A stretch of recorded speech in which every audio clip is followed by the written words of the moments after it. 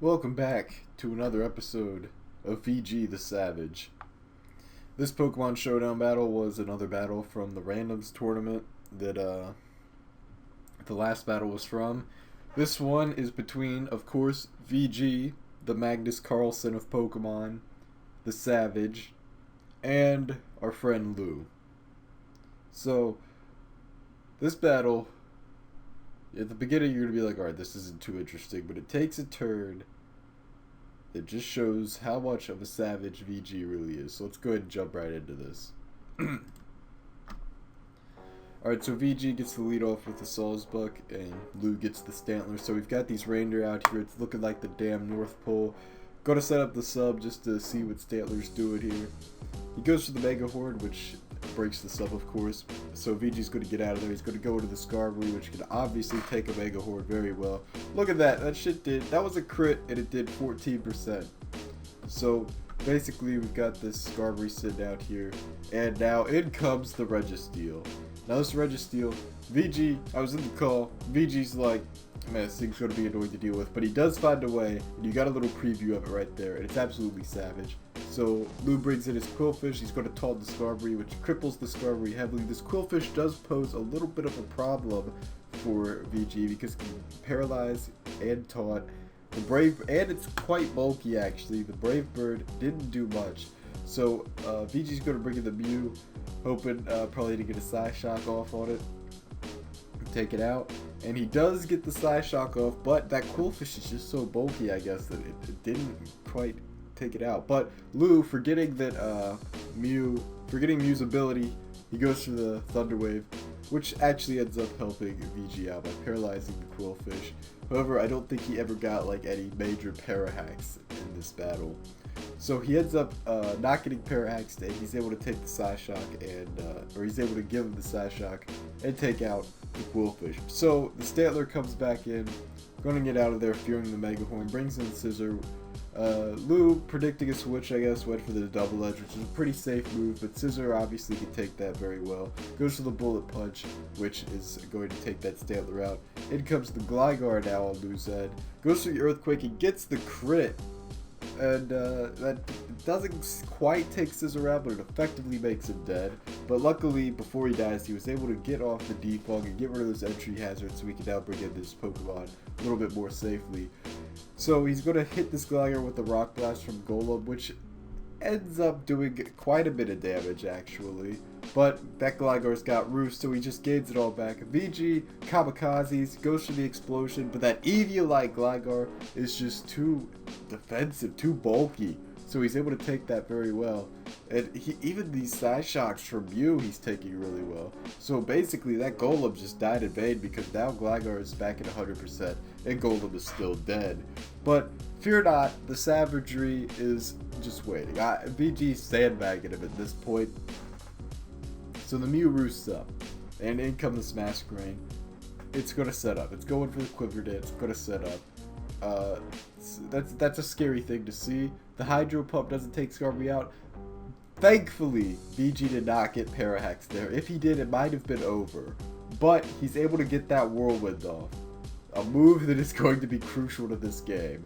So, these Iron Heads, they aren't doing anything for Registeel. Skarmory is able to roost up after getting off that very important Whirlwind. And now Gastrodon's coming in with that Scald. It's going to do a decent amount on Skarmory. Not quite half, but it would be a 3-turn KO, assuming Skarmory gets Parahax all times. Which he did. He got Parahax twice in a row there, which sucks, but he has an answer for it. He's got this Zekrom right here, which obviously resists the Scald. So now he's going to Hone Claws, raises accuracy in his attack.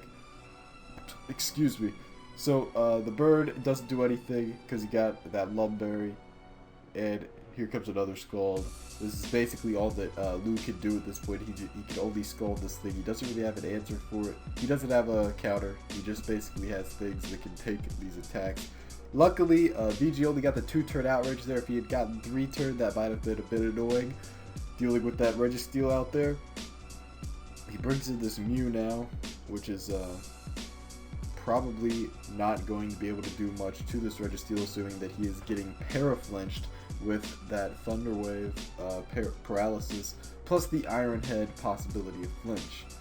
So he manages to get the rocks up, and he manages the roost, avoiding Paraflinch for 2 turns in a row.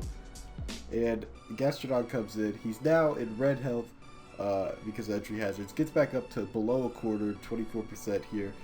The Psyshock, that puts him in the range where Psyshock can take him out. And the Scold didn't do too much to Mew. And now Masquerade comes in, gets absolutely annihilated by these rocks, but he does get the Bug Buzz off. So Mew is going down, which is definitely good for Lou. That Mew posed a lot of problems for his team at this point. The Zekrom Bolt Strike, going to take Masquerade out, no problem. Now the issue of Gligar arises. He doesn't have anything that can take this Gligar on.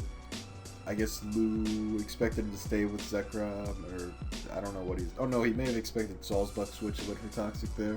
So anyways, Skarmory comes in, he manages to roost, and the Registeel goes down.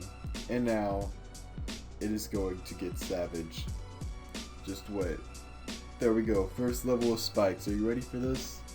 So, Lou's sitting here Iron Heading, which is basically all he can really do. He's in a, both players are in a bit of a sticky situation. However, VG now has 3 spikes up plus rocks, and Lou doesn't have a defogger left, and he doesn't have a rapid spinner.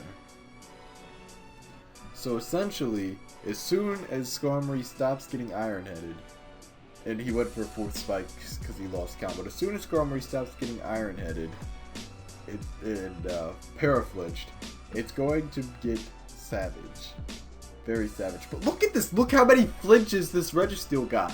And, like, this is some bullshit. But watch that Whirlwind. Alright, Gligar comes in. He takes some rocks damage. No big deal. He's able to roost all that off. Gligar doesn't matter. But here, look at this. Registeel's taking 25%. He's taking 25% on entry. He goes for the Protect. He forgot. Whirlwind goes through Protect. He's trying to prolong this battle. The Whirlwind goes through Protect. And the 25. I was in the call and I was like, why the fuck is he setting up spikes? It doesn't make any sense. And then it hit me. He has Whirlwind and Registeel can't do anything. He can't stop it. Registeel doesn't have a healing move. He doesn't have Defog or Rapid Spin. So he just comes. Look at that. He took Registeel out without even hitting it. This is why I love watching VG play. Because at the beginning of the game, he was like, oh, this Registeel is going to be annoying to deal with. I don't have anything that can hit this thing. And then throughout the game, you can see he was just thinking. He's like a computer. He finds the best move and goes for it. It's like, holy shit.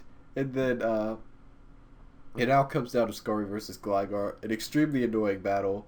But VG is up 3-1 right here, and eventually Lou's just going to surrender the battle because he realizes that there's nothing he can do at this point, because the only move that he has to hit is Earthquake, and so long as the Skarmory doesn't go for the roost, he will never hit. So he forfeits because he knows that he would lose the struggle battle because VG has 3 and he only has 1. But yeah, that was just incredible. It's just, he comes up with this shit just on the spot. Like, if I could understand like coming up with that if it was just something that you got like if that was a Skarmory that he specifically designed for that. But then he just gets this random team, and he's put up against another random team that has an extremely difficult Pokemon to kill with his team comp, and then he just comes up. He looks at his moves. It's just like he calculated that shit. I don't even know. So very savage battle by VG. Yeah, great. I thoroughly enjoyed watching that. That was probably my favorite battle. No, definitely my favorite battle of the entire randoms tournament. So thank you guys for watching. This has been a pretty long battle for a showdown match, but hopefully you enjoyed just as much as I did.